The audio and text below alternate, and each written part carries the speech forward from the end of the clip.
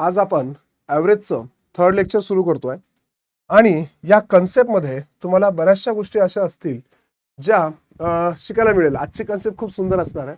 या ज्यांनी अजूनपर्यंत मागच्या दोन कन्सेप्ट बघितल्या नसतील, सुरुवातीला त्या दोन कन्सेप्ट बघा, सिक्वेन्शियली सगळे लेक्चर्स करत चला. आजच्या या लेक्चरमध्ये आपण बघूयात बॅलेन्सिंग मेथड. आता सर हा शब्द काय आहे, ॲव्हरेजमध्ये बॅलेन्सिंग नेमकं काय असतं?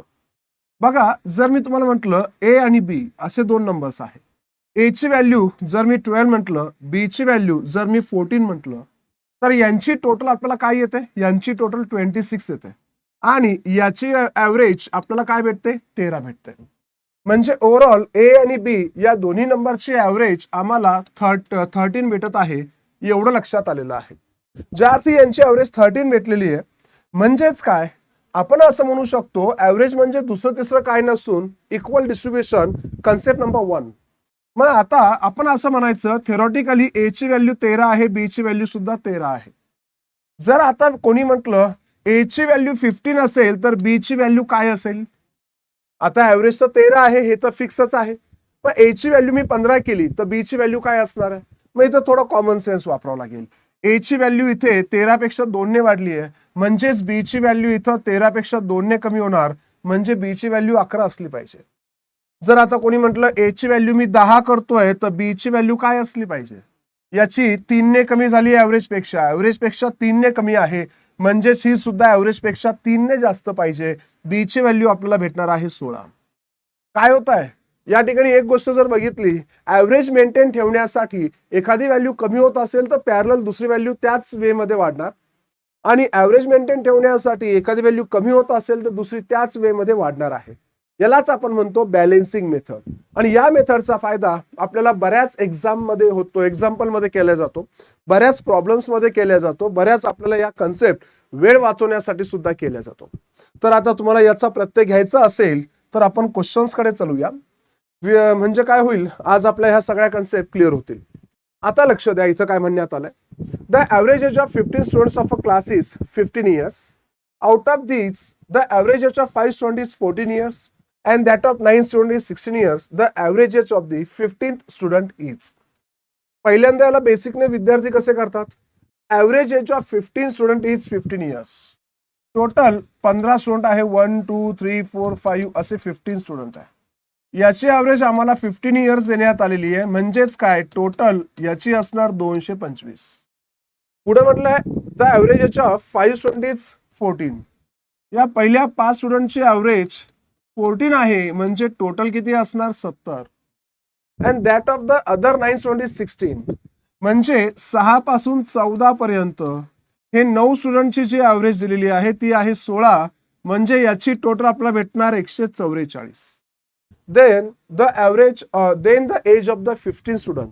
जर या 15 विद्यार्थ्यांमधून या 14 विद्यार्थ्यांना सबट्रॅक्ट केलं, आपल्याला 15व्या विद्यार्थ्याचं एज कळेल.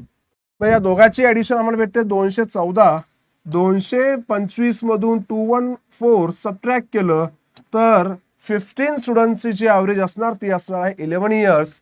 अशा प्रकारे आपण याला रेग्युलर वे मध्ये सॉल्व्ह करतो. पण इथे आपल्याला एवढा वेळ म्हणजे एक्झाम मध्ये देणं मला थोडंसं सोयीस्कर नाही वाटत. मग सर एक्झाम मध्ये एवढा वेळ देऊ शकत नसेल तर मग दुसरी काय मेथड आहे? सगळे व्यवस्थित समजून घ्या, लक्ष द्या. बॅलेन्सिंग मेथडने जर याला उडवायचा प्रयत्न केला, काय म्हटलं, average of 15 students 15 years. 15 student आहे, यांची ॲव्हरेज 15 आहे. Out of this the average of 5 student is 14. बघा, 5 स्टुडंटची ॲव्हरेज आपल्याला 14 देण्यात आली. अँड काय म्हटलंय, that of other 9 student is 16. 9 स्टुडंटची ॲव्हरेज 16 देण्यात आली. The average age of the 15 student, उरलेला जो 15वा स्टुडंट आहे त्याची ॲव्हरेज एज किती असणार असं विचारण्यात आलंय. आता बॅलेन्सिंगने जर विचार केला, 15 पेक्षा 14 इथं 1 ने कमी आहे. इथं 1 कमी असेल तर भरपाई होण्यासाठी इथं जास्त असेल. इथं जेवढं जास्त असेल भरपाई होण्यासाठी इथं कमी असेल. सर्वांना समजलं असेल, आपण बॅलेन्सिंग पाहिली होतं.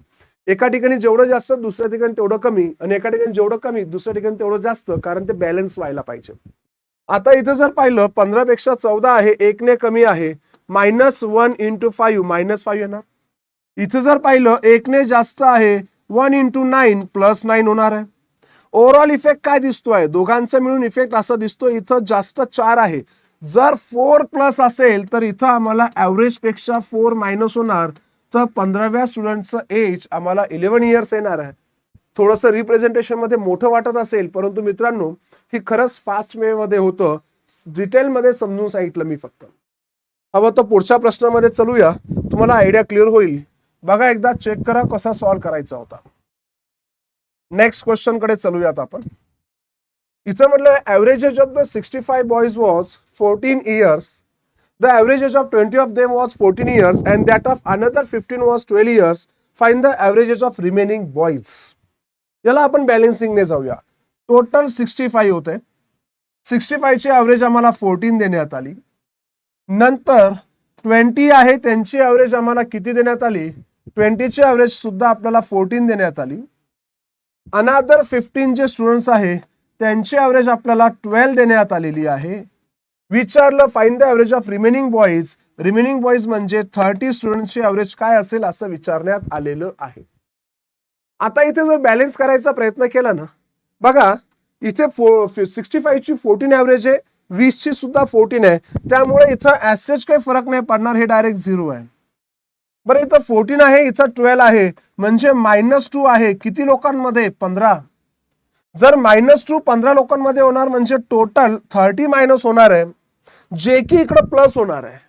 ठीक आहे, हे जे 30 मायनस आहे इथे प्लस होणार आहे, पण किती लोकांमध्ये प्लस होणार, हे 30 लोकांमध्ये प्लस होणार.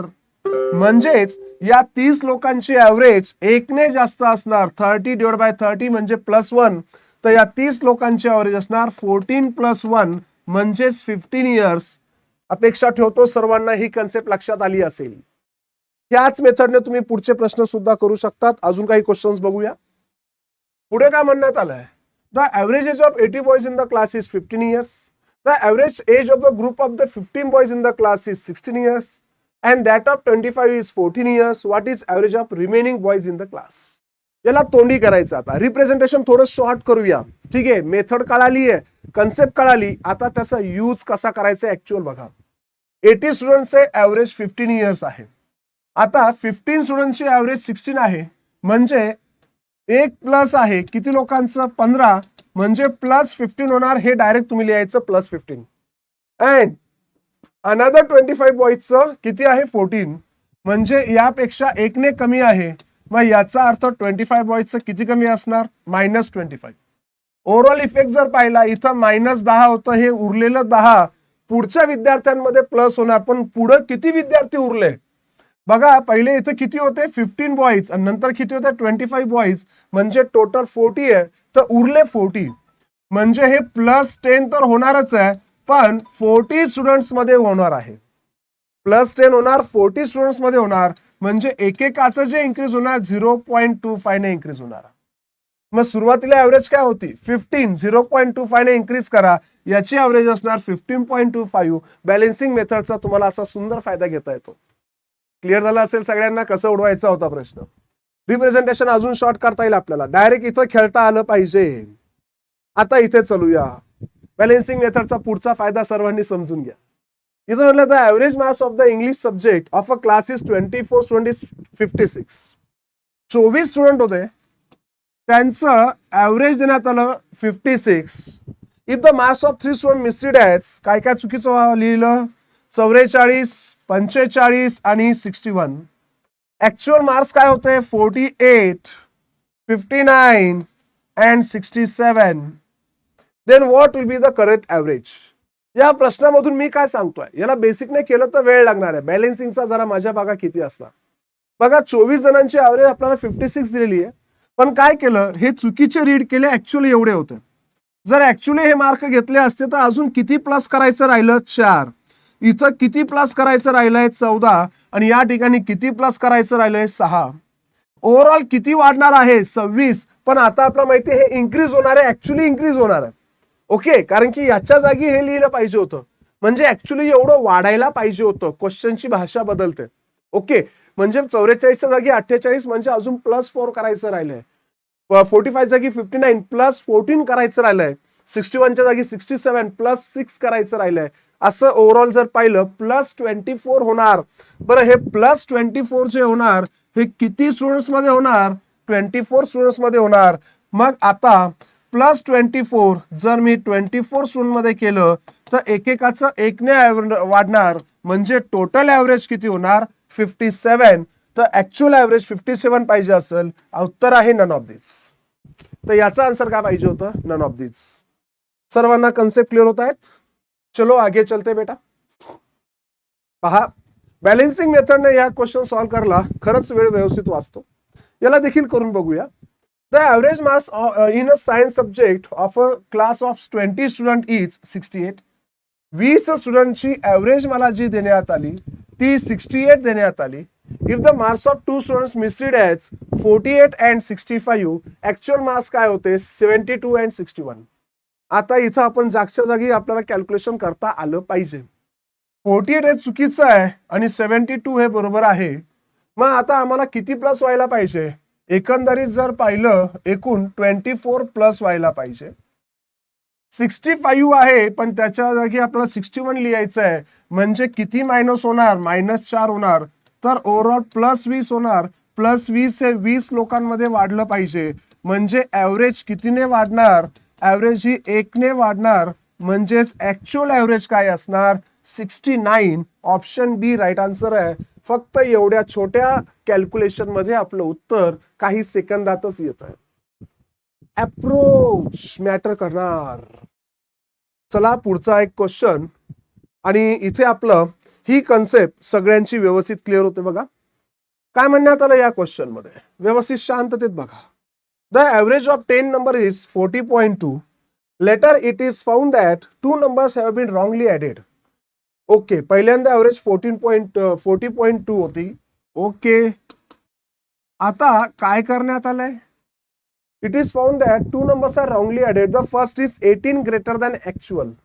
म्हणजे ॲक्च्युअल नंबर जर x असेल तर दुसरा x + 18 लिहिला, हा बरोबर आहे, हा चुकीचा आहे. आणि and the second number is 13 instead of 31. Okay, म्हणजे बरोबर 31 होता पण चुकून काय लिहिण्यात आला? 13 लिहिण्यात आलेला आहे. मग आता इथं जर पाहिलं एक्सच्या जागी x + 18 लिहिलं, इथं मला -18 करावं लागेल सो दॅट ऍक्च्युअल नंबर मिळेल. आता 31च्या जागी 13 लिहिलं, इथे सुद्धा मला +18 करावं लागेल सो दॅट 31 मिळेल. -18 +18 कॅन्सल होतं, इथं काहीच उरत नाहीये. इन शॉर्ट, जी पहिल्याची ॲव्हरेज होती तीच करेक्ट ॲव्हरेज आहे. तर find the current average. Current average सुद्धा काय असणार आहे? 40.2. करंट ॲव्हरेज काय असणार? 40.2. तर विद्यार्थी मित्रांनो, हे आपलं होतं सुंदर, छान आणि असं थर्ड कन्सेप्ट, ज्याचं नाव होतं बॅलेन्सिंग मेथड. आता प्रश्न पडेल, सर सॉल्व्ह केलेली PDF आम्हाला कुठे मिळेल? तर टेलिग्राम चॅनलची लिंक मी तुम्हाला डिस्क्रिप्शन मध्ये दिलेली आहे. जर तुम्हाला तिथे सर्व PDF हवे असतील तर ॲव्हरेज आणि कन्सेप्ट फक्त असं नाव टाका. जसं तुम्हाला जर पर्सेंटेज हवं असेल, पर्सेंटेज कन्सेप्ट, तुम्हाला percentage concept 1, concept 2, concept 3 multiple तुम्हाला PDF मिळतील विथ सोल्युशन. ॲव्हरेज कन्सेप्ट जरी टाकलं, मल्टिपल सेम सर्व टॉपिकला, time speed distance concept, time and work concept, म्हणजे या तुम्हाला कन्सेप्ट वाईज सगळ्या PDF आपल्या टेलिग्राम चॅनलवर मिळेल. भविष्यात तुम्ही या PDFचा फायदा घेऊन किंवा याच्यावर बेस वेगवेगळे एक्झाम्पल सॉल्व्ह करून तुम्ही या ट्रिक्समध्ये परफेक्शन आणू शकता. चला तर भेटूया आपण पुढच्या व्हिडिओमध्ये. आवडलं असेल तर नक्की लाईक करायला विसरू नका, आणि या व्हिडिओची लिंक किंवा या प्लेलिस्टची लिंक तुमच्या तयारी करणाऱ्या, बँकिंग एक्झामची तयारी करणाऱ्या सगळ्या विद्यार्थ्यांपर्यंत आवर्जून पोहोचवा. इथं थांबूया. Thank you so much. Bye bye. Love you all.